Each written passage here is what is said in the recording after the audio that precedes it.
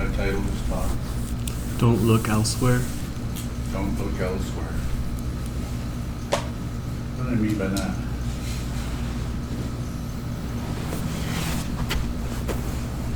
Don't look elsewhere. You know, that's what we're always doing. Something happens and we're looking somewhere else.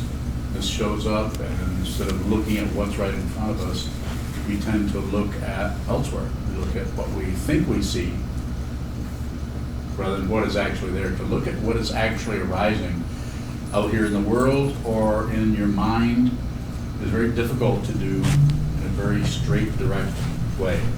But you'll notice anytime anything happens, thoughts come up to tell you what that is. Thoughts come up about your thoughts. If a thought just spontaneously comes into your mind about anything, you cannot let it lie. I'm not accusing you of anything, but you can let it lie.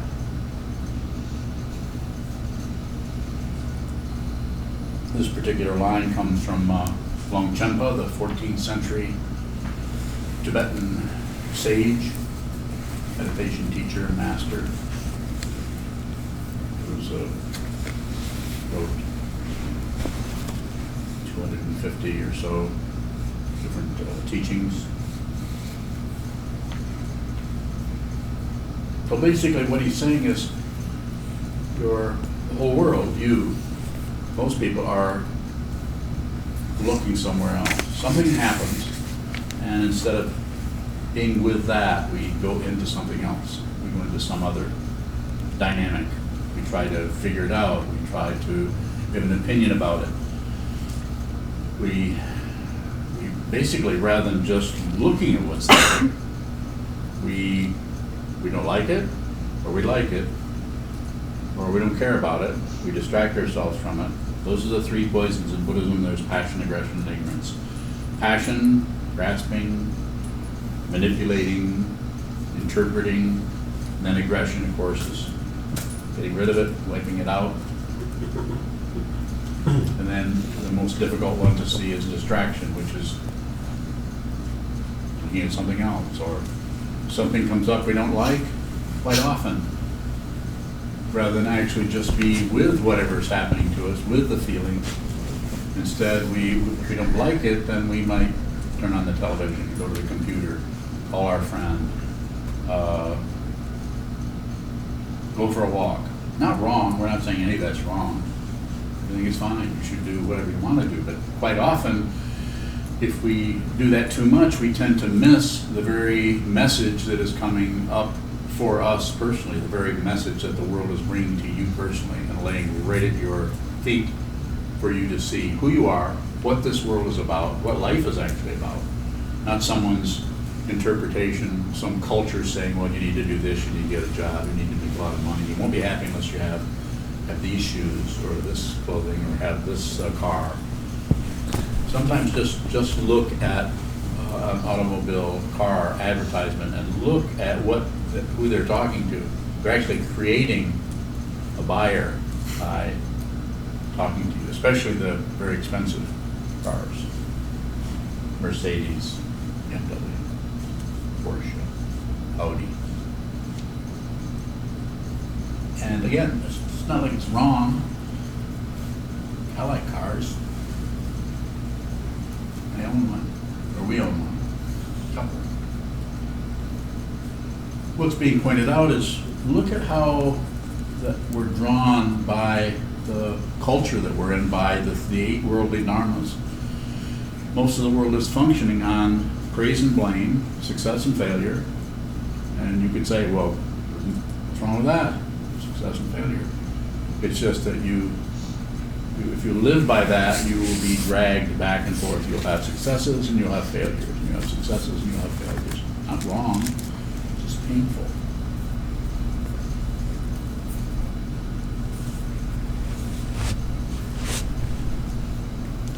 So I was going to read a little bit of the Longchenpa. Oops, maybe I didn't bring it. Yes, I did.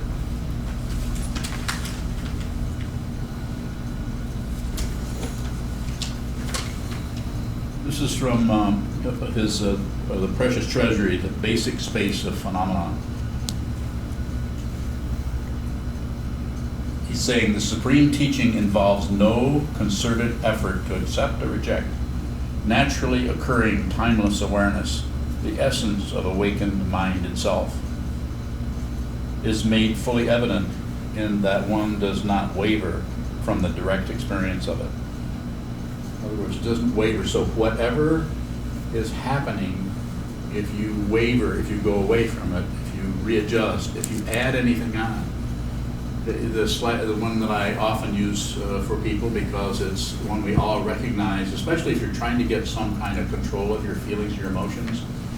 Let's say you have a jealousy feeling. You don't really want to be jealous. There's no reason for it. You can see that the very situation that's happening is just it's not that difficult to work with, but we have a feeling of jealousy for someone or for some situation. And rather than just experiencing the emotion or the feeling and letting it come up and then letting it wander away. Instead, we don't like it. We try to stop it. And then we start keeping track of how much we're able to stop that or shut it down.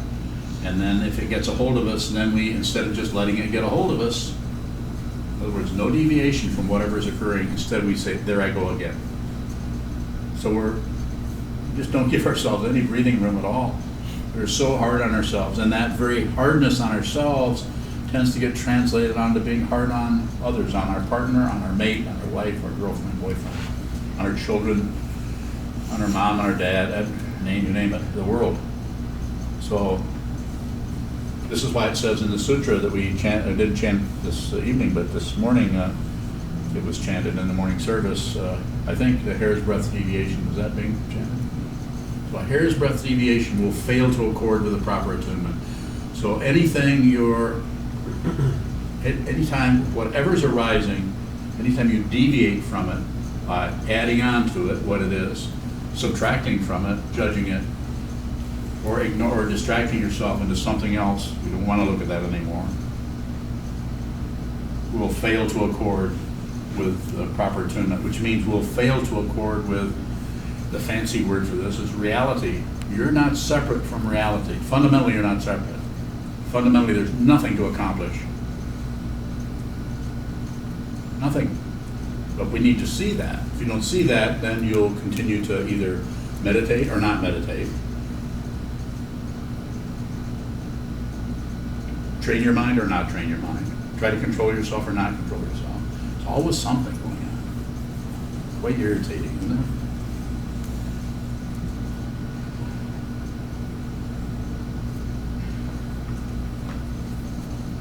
Does not waver from the direct experience of it, the direct, right now, this, right now, the direct experience of it. So there's no need to strive for it elsewhere. It rests in and of itself. Do not seek it elsewhere. That's where that line came from. And he goes on to say a couple of other things. This, the ultimate meaning of suchness or emptiness itself, is like the essence of the sun. There's more to read there if you're interested in Longchenpa. It's all over the internet and in books and so on. The kind of teaching that he was working with in ancient Tibet is a direct perception of emptiness, direct perception of what is actually the case for you, for anyone. If you take the time to listen, I don't think Longchenpa ran out on the street and tried to convert people. This old man certainly doesn't. On the other hand, if you come in here for a few minutes, give me permission. And for those of you who actually live here, you're pretty much screwed. You're gonna have to listen to me. Unless you leave, then you better come and ask me. Which of course I'll let you go. So, it's interesting, isn't it? The only way it seems that we can really see the way we keep confusing ourselves and making life worse for ourselves is by slowing way down. We call it meditation. You can just call it slowing way down. You don't have to be a Buddhist. You can just hold still, have all your senses open, and watch the way you keep interrupting who you are, interrupting your basic nature. interrupting your basic, already the case sanity. You're already sane. If you weren't already sane, if it wasn't already the case, you wouldn't keep objecting to it. You should have all kinds of questions about what I just said because it does not make sense. It is not logical. It doesn't make sense. Realization does not make sense. What makes sense is get a job, get a good education, get a really nice looking mate who makes money, who gives you a good, who doesn't give you a hard time, too hard of a time. We have a bunch of kids and I'm not objecting to that. If I objected to that, then I would be against a lot of stuff, which I'm not against. I was a kid. I had quite a number of kids. Yes, sir. Can you say that again in a different way? What did I say?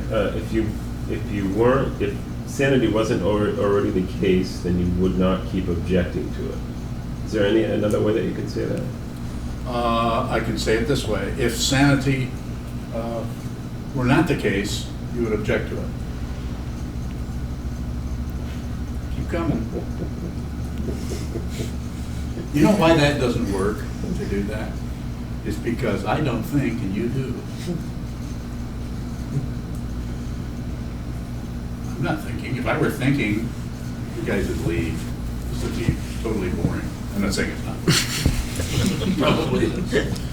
But you follow me a little bit? I'm trying to point to something that is absolutely impossible and relatively impossible to point at. It's the fundamental nature of who you are.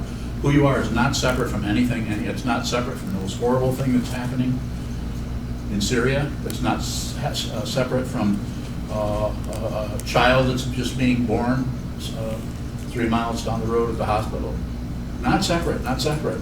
Separated, but not fundamentally not separate, yes. Why do we object to our sanity, which is already the case?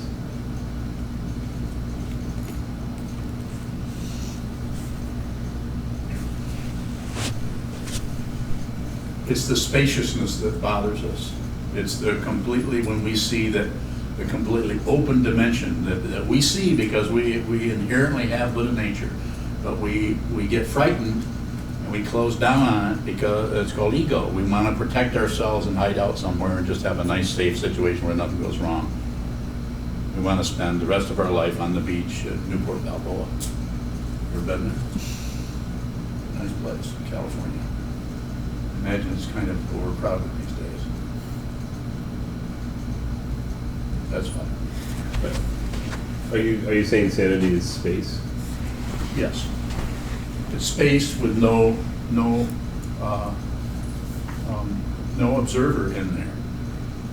That's why we talk the way I teach meditation is sit down, hold still, observe the way you keep screwing things up. Did I say that clear enough? No, we do it. Don't we do that? I mean, did it 3 weeks ago, 2 days ago, 5 hours ago? Didn't you do something? You're thinking, ugh. Well, when I do that, I don't go, ugh.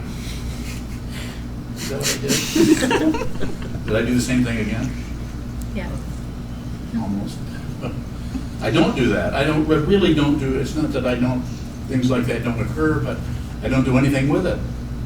Just a feeling comes up of that, and I'm using my hands because it's not actually words. The feeling comes up, and here's what's different. It cannot find a self. It cannot find a person who has a problem with what is happening. I'm not saying that the emotion wasn't there. I'm not saying that the tension wasn't there. I'm not saying that some kind of struggle or pushing or pulling or abrasiveness wasn't there. That it's not happening to a person. It's just occurring. It's just, as we say in this lineage, in this teaching of the Buddha's Dharma, is perception only. It's just the perception. It's when you see it, it's like two things at once, at the same time. It's here's the one thing, here's the other thing. And I'll tell you what this one is, and I'll tell you what this one is. As soon as I show you that they're not separate. Okay, they're not separate. This is magic, and this is completely ordinary. Ordinary magic. It's ordinary because it's everywhere, and it's flat out level. And it's magic because You actually are all through adding on, subtracting, dividing. The passion, aggression, and ignorance is no longer hindering you. And when you look at it, you're completely astonished at the truth of what you see. You're not separate from anything. It's both heartbreaking and completely exhilarating at the same time, because you actually see the happiness that everyone is avoiding, and you see the complete terror and tragedy and horror that human beings perpetuate on each other. I was just reading, or not reading, I was listening to an audible book by, is that Timothy Snyder, called Bloodlands? Yeah, it was about the Russians and the Nazis back in the 20s and 30s, and all of the horror that was perpetrated, not just on the Jews and the 6 million there that were executed, died, gassed, but all of the other people that I didn't even know about, the people in 1933 in the Ukraine, that Stalin, and just the construct of the politics that was going on, just horrible. People were dying of starvation, and it was deliberately starving people they didn't want around. It's a very difficult book, well, to listen to read. I'm sure it's to read too. It's difficult because it's just history. This is what happened, and this happened, and that happened. Very difficult to listen to. So, in our world today is really difficult. We have people shooting each other, as we know on the news, people shooting other people because they blame them. The whole idea of blaming, praise and blame, is a very primitive way. I mean, monkeys do that. Monkeys like some other monkeys and hate other monkeys. Praise and blame. It's that simple. Or it's that complicated. Yes, sir. How do we work with this idea that somewhere else is going to be more pleasant? That's a good way of asking a good question. I think to not do anything about that, but just take the energy that is pulling you that way towards somewhere else, and see if you can locate the energy. You can if you sit down and push it wholesale, you're going to get closer to locating that energy problem. I'm not saying you can't do it without wandering around in the woods. Unlikely, because you need to entertain. As you know, sitting on a cushion looking at the wall is not entertaining. It's flat out boring. So the way that you would do that is find the energy that keeps wanting to leave, and as far as you can, use that energy to look at what's right in front of you. Because in order to leave to go somewhere else, you have to start where you're at. As they say, as has been said, the journey of 1,000 miles begins with one step. So if you're going to do that, you might want to fool yourself a little bit, as if you were going to leave. And look at the energy that it takes to get up and leave, and use that energy to first do what? See where you're at. So you see right where you're at. If you see totally minus, you could say, the passion, aggression, and ignorance of the warfare that we have with our minds and with our world, you can see where you're at. You see this is absolutely the perfect place for you to be. If you see where you're at, you see not only is the perfect place for you to be, that you're the perfect person to be who you are. You don't have to defend yourself. You don't have to be embarrassed about yourself.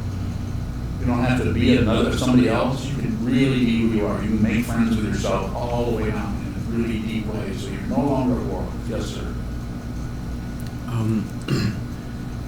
How do we work that the literal sense during meditation? The stories that get us to go be somewhere else, or even just not holding still. Same thing. Just a matter of repetition. It's always about awareness. You hear me say this over and over, those of you who've been in here a while. Over and over, it's not about what you accomplish. It's about the awareness of what you accomplish, what you don't accomplish, what you do, what you don't do, what you're about to do, what you thought you were going to do, now you're not going to do it. It's just the awareness. It's like, as I've used the image before, it's like identifying more with the sky than you do with the clouds. The sky doesn't do anything except just, let the clouds hang out. The sky is fine with clouds. No matter how many clouds come, no matter how dark, no matter how many tsunamis, not a single mark is left on the sky. The sky, the nature of the mind is like the sky. But you have to discover that. You have to actually sit down with your mind and watch the clouds come and go until at some point the blue starts showing through around the clouds. It's a literal way of saying it. Sometimes those thoughts or the clouds can be just incredibly demanding. Yes. So how do we work with the demand of the thoughts wanting attention or wanting energy? Don't do anything with it. How do you break that cycle of? Don't break the cycle. Don't break the cycle. All you have to do is see the cycle. If it looks cyclic, watch the cycle. Go this way and go that way. We talked about that. You just watch it. You know, if it feels pretty good, feeling better, I feel like crap again. Here I go again, I'm feeling pretty good, things are going pretty good. And then, it's like night and day. Except it won't operate in such a way that it's that predictable. So I would say, when the negativity comes, don't move from dead center. Don't leave your body. Don't for daydream. Don't abandon your karma. Don't miss your life, is the way I've said it over and over again. The very negativity that's coming at you in your life is your karma. Please, we don't hear anything else I say this evening. Don't miss your life. Don't miss your life by running into some other God or some fancy place that will get you away from your difficulty. Just be genuine, be here, be present. Be in your car, be on your bicycle, be on your feet. Sitting on the end of your bed, looking at the floor. Sitting in here, looking at the wall. Looking in another person's eyes that you have having difficulty with.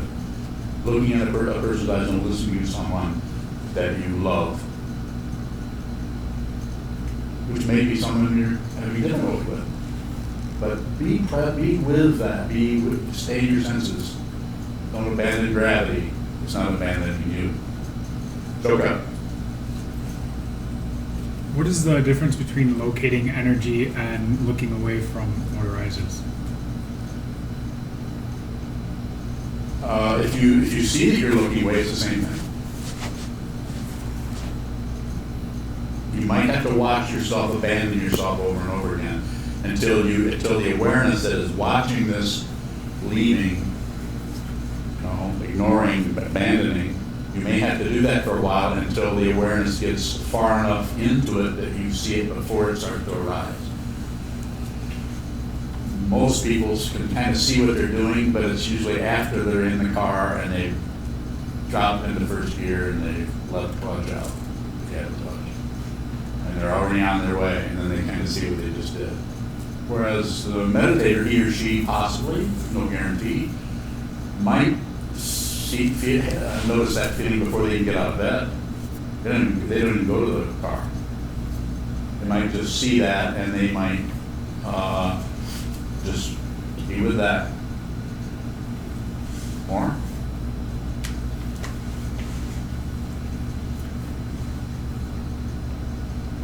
When you say see it before it arises, is that seeing it before it's expressed? I think it's detecting the energy of that.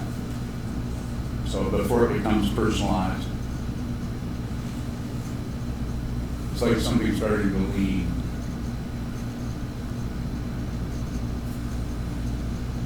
If you're aware of your body language, if you're aware of where your hands are at, you'll be aware of where everybody else's hands are. If you're aware of where your consciousness is, what your mind is doing, you'll be aware of what everyone else is doing. I'm not saying you're reading minds. I'm not saying it's some kind of mechanic started to read our own mind, let alone other people's. But you have you're resonating with other people.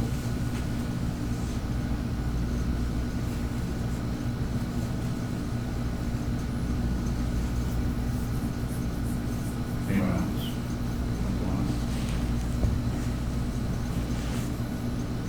No? Yes. What is that resonation? What?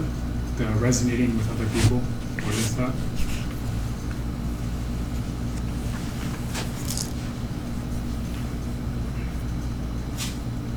So the resonating isn't about knowing what they're doing, what they're up to. It's just not feeling separate from them.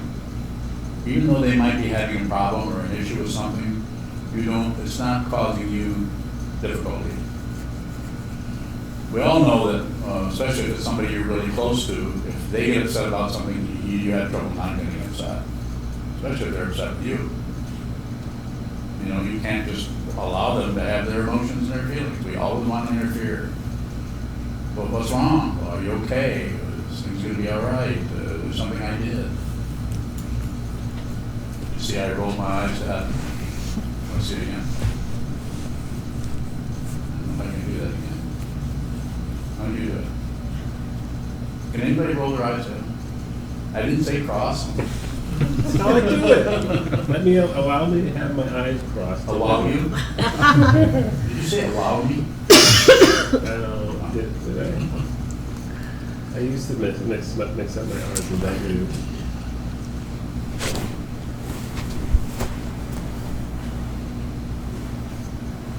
So coming back to the theme, the original theme is don't go someplace else. You have everything you need to awaken, to live an uplifted, insane, and complete life where you're no longer at warfare with anybody. And in fact, and in fiction, you may be really helpful to other people without even knowing it. You may not ever get credit for it, but people are being around you, want to be around you, not because you're so entertaining necessarily, but because it feels sane.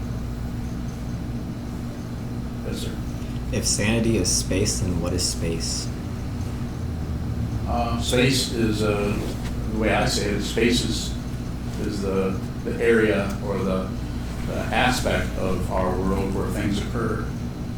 So the mind is like when you're doing sitting meditation, you're sitting in there, you notice when thoughts come and thoughts go, and thoughts come and thoughts go. And then you kind of notice that there was a time where you're not sure what happened. You know, were you thinking or not thinking? So that's we call that a gap. You have kind of a gap where you're present, but there's not much chatter going on. Usually I have to sit quite a bit before that starts to happen. And that spaciousness is that starts to show up in our everyday situation. There's just more room to have a conversation. You'll notice that just without even trying, you'll listen more to what people are saying. You'll hear more clearly.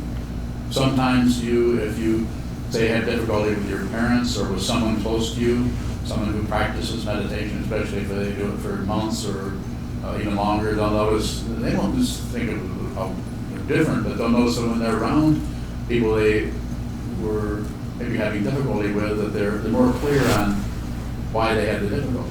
Because they can see that person actually is not trying to give you a hard time, that they're actually having a hard time. So therefore the way they function tends to be difficult. So yes. So what do you do with those feelings of wanting to help someone when you see that they're having a hard time with themselves? Mind your own business. I mean that. I don't mean it sarcastically. I'm saying allow people to have their difficulty, and they may turn to you and say, you know, especially if the contrast to the way you were acting last week, they may say something, but you know, you can handle that part of it. I say, well, I don't know, I didn't know what to do. I would like to help you, but I don't know what to do about the situation. So that would probably get you by for a while. But fundamentally, the idea is to keep your distance, but don't, when I say that, I'm saying don't abandon them, don't leave the room, run away, but don't add, don't give any advice. Don't, even if you have this wonderful idea about what they ought to do, don't do it. Allow them, they're intelligent, every human being, unless there's something wrong with them biologically, that has intelligence about what's happening, and we tend to interfere with other people rather than respect two things: respect their intelligence and respect their craziness. So if you respect someone's confusion and don't try to manipulate them and change them or give them advice, then they have the opportunity, they resonate with that, and then they may not give you credit for it, but begin to realize that maybe they could understand what's happening.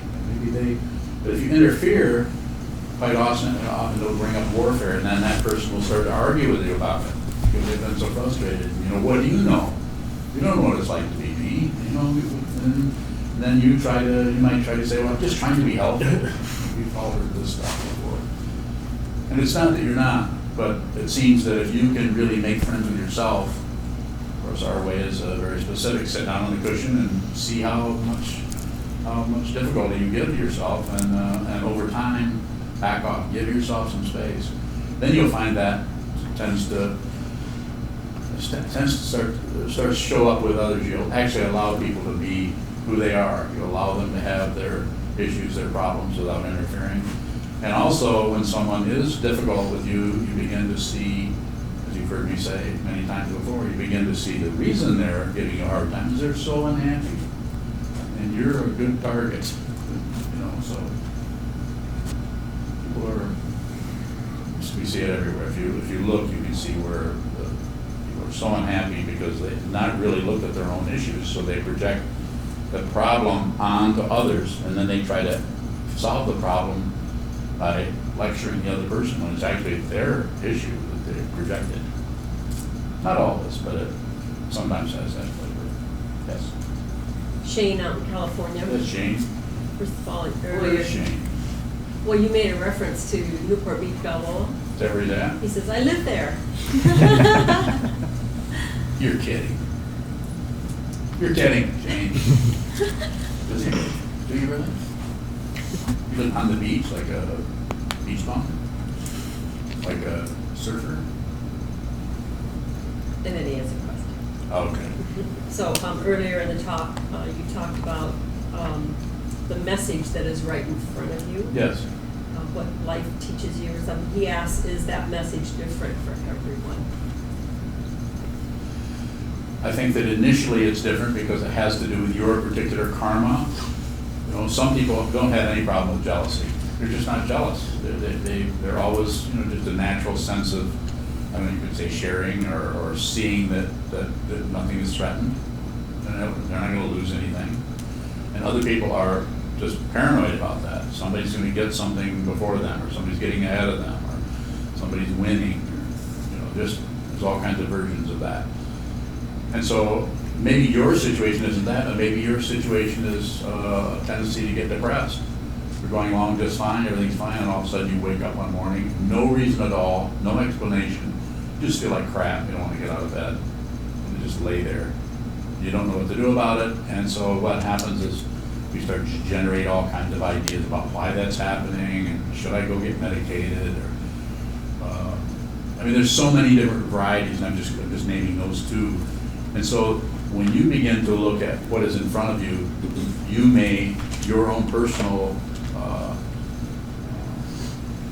confusion probably is going to show up different than others. The very Dharma gate, or the thing that you need to observe in order to have your natural sanity, your Buddha nature, is going to be different probably than others.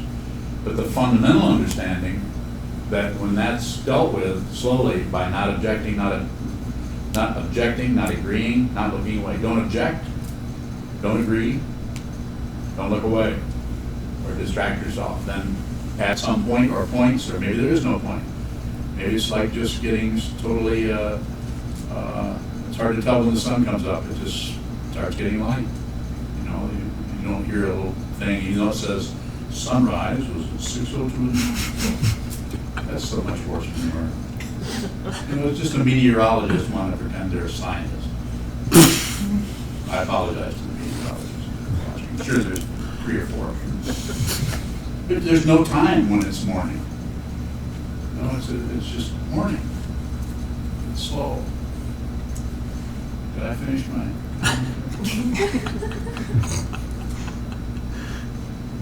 Was I going to say something else? Something else? Not coming back, so I guess let's end it out. Why are you guys all looking at me? What? A follow-up question from Shane. Yes, Shane. First of all, he says he's a junior meteorologist. Not surprised. Not surprised, Shane. Why is that not surprised? And then his other question, though, is the fundamental truth that is in front of me the same as the fundamental truth in front of you? So I could say, yes, it is the same thing. On the other hand, the layers of karma or what the confusion part, it could be very, very specific and very personal. Some people, as I said, some people have layers of confusion in the form of jealousy, layers of confusion in the form of pride or self-interest. Some have layers of confusion in the form of anger, of some kind of just basic irritation about everything that's kind of there all the time. We probably already all know somebody that anytime you talk to them, you sense they're just about ready to blow their stack. You know, they're not mad right now, but it wouldn't take much to set them off. And this comes from sitting on anger. And what would I say to that person? I would say, well, first I might say, go out there in the yard and blow your stack. And then come back in here and look at the wall and find out who it is that keeps getting upset. And then, to get back to Shane's question, after you've gone through several layers of self-centeredness, self-deception, confusion, ignorance, shutting down, avoiding what you need to look at, and missing your life, if you continue long enough, then there is that possibility that you will see the fundamental truth, which is not separate. You will see. I don't see anything different from anybody else, other than when I look out, I don't see any separation. The way I've said that in the past, I can say it now, is I see myself. I don't see any identity here. There's more of me out there than there is here.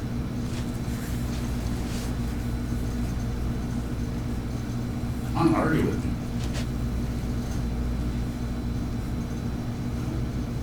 Yeah. Do you see physical distinctions? Oh yes, that's part of it. Just like if I look at you, or if I look at anybody else, I see you. I recognize you. I recognize everyone. There's a difference. But I look at my hand, and those fingers are all different from each other. But it's not separate. It's my hand. It's like, instead of this being your body, everything is your body. But at the same time, this isn't by way of permission to do whatever you want in the world. It's even, the boundaries between people are even more clear. You actually know, because you're clear about that, that there is no separation. Fundamentally, you're clear about the relative separation that needs to be respected, which starts with respect someone's confusion, respect their sanity. And you can do that if you have respect for your own confusion. You stop trying to fight with yourself and make yourself into someone you're not. It's not about acceptance.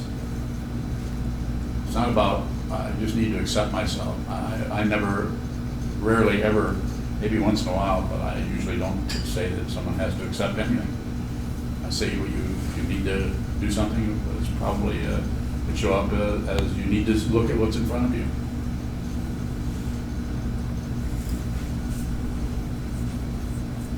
Yes, sir.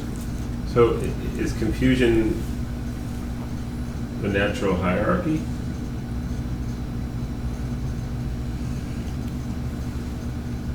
How do you mean? I'm following you, but Well, how do you mean? when speaking on boundaries and respecting boundaries, maybe a better place to start is what establishes those boundaries? Dependent origination.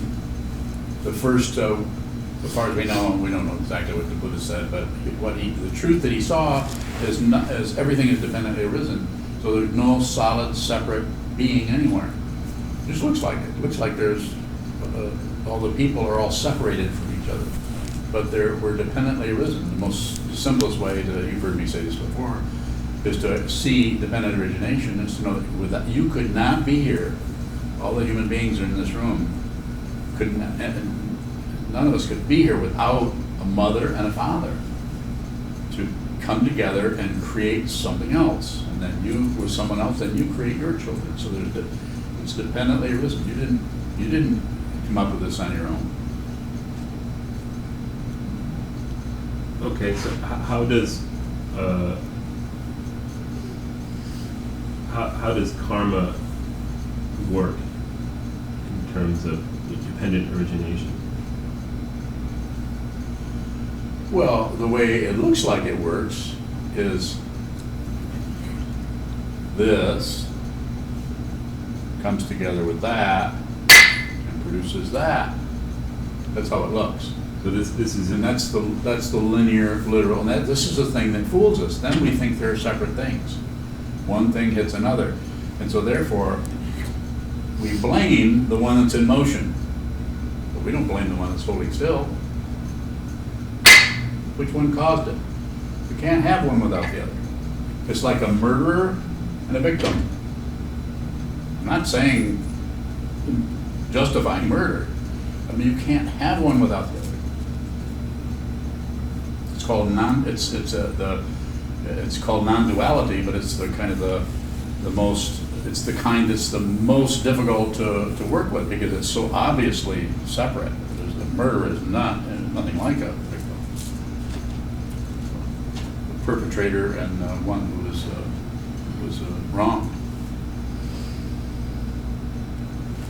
But the dependent origination that Buddha is talking about is not just tit for tat, or this causes that. It's this, and I just use this simple idea with two pieces of wood. This actually had to be made, it had to be painted or stained, there's some carving in it. There had to be a hand holding it, bringing it through the air. We don't know where the hand came from, but here it is. There had to be another hand holding this. There has to be a room for this to occur in. There has to be lights on it. There has to be eyes looking at this. That's just a little bit of it. Because without all the things that are invisible, just like your heartbeat, this is not going to be seen. Your heart has to be for you to be here. It looks like we have so much a territory that belongs to us, but it doesn't belong to anything. Nothing belongs to anyone. It's a misunderstanding of the nature of the world.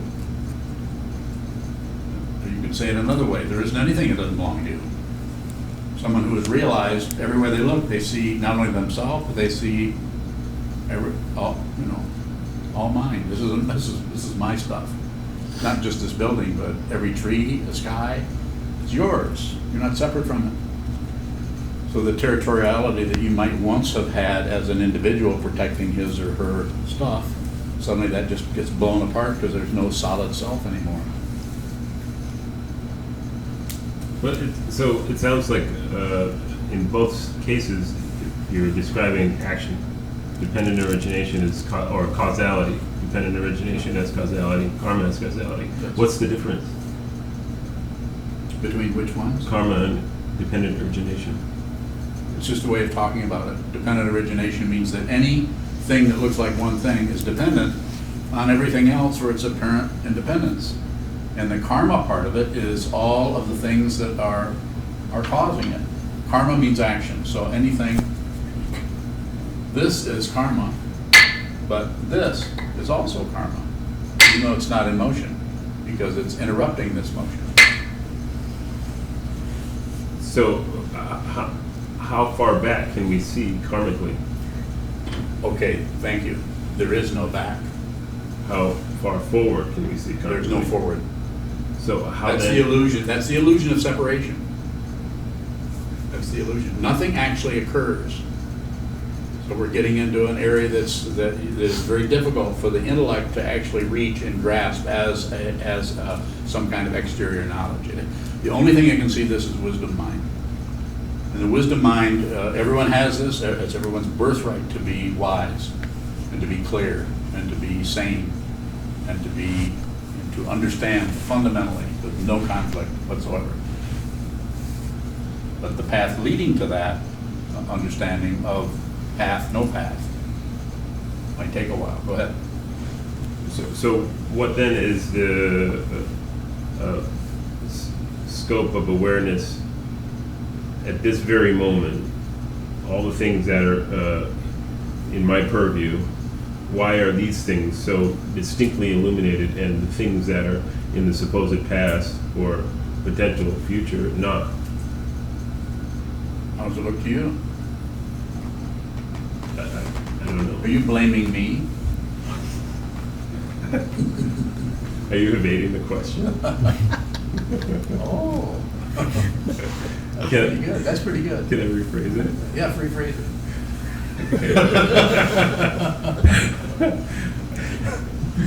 it. So does the past, present, and future all happen at the same time? Yes. Those are concepts. We get so in love with concepts because we can do anything with concepts. We can talk about a past, talk about a future. There really isn't one. In the sense that we attach to it. We're not saying there isn't something happening. There isn't something moving from here to there. That's what we're doing. That's what we're doing. We're watching that. What we don't realize is it's not separate.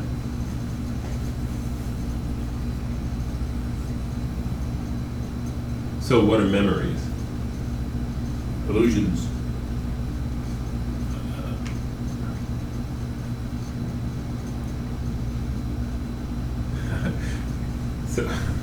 So at what point does the present become an illusion? It doesn't become one. It's always been one. Just like this reading of from Longchenpa. I think I lost it. Oh, there it goes. Just like this reading says,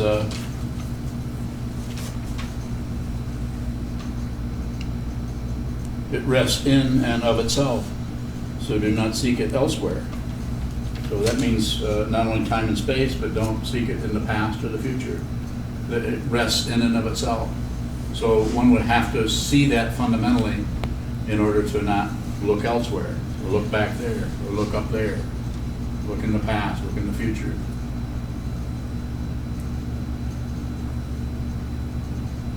Well, concepts will only take us so far. When I've been talking here for an hour, close to an hour, concepts. But what fundamentally has to be done for each person here, if you're interested, is you need to see this yourself. You actually need to sit, hold still, and look and watch the mind a lot. Watch how the mind will cover some things up, fluff other things up, push other things down. We're constantly manipulating ourselves to making things difficult. You had a question? From Shane. Yes. What does karma have to do with fundamental truth? I always imagine it as a different concept. So karma is a Sanskrit word that means action, cause and effect. And fundamental truth are, since we're using concepts, fundamental truth or ultimate reality is not separate. So therefore the cause and effect there are not separate from that. So therefore there is no change from this to that. There's no other way to say it. If I were more poetic, perhaps I could speak in the way that Longchenpa does. But there's fundamentally not separate. If you see that, then that paradox there, looks like a paradox, will not be particularly confusing. Final questions from anyone? All right, that's good. That means I'm done.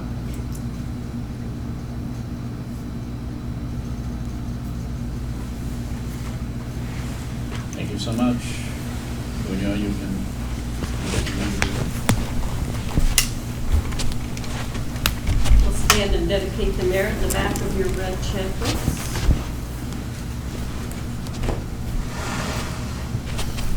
Again, we'd like to remind everybody about our donation boxes out in the hallway. If you value these teachings, please support us.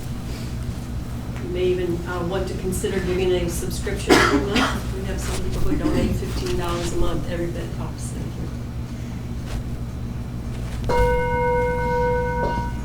May the merit of this Christ penetrate into all places so that we and every sentient being together can realize the Buddha's way.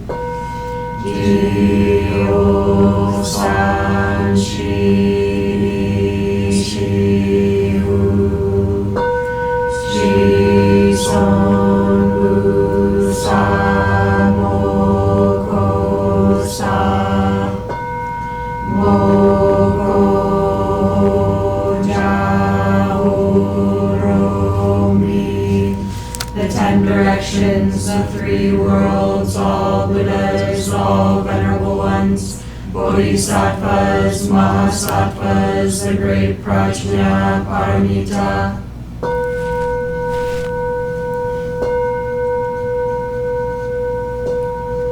O Buddhas and Bodhisattvas of the 10 directions and the 3 times, please hear us. Please come down out of the light and protect Sokukoji Buddhist Temple Monastery, our Sangha, families, friends, and visitors. Heal everyone who is unhappy, sick, or suffering, and fill them with light.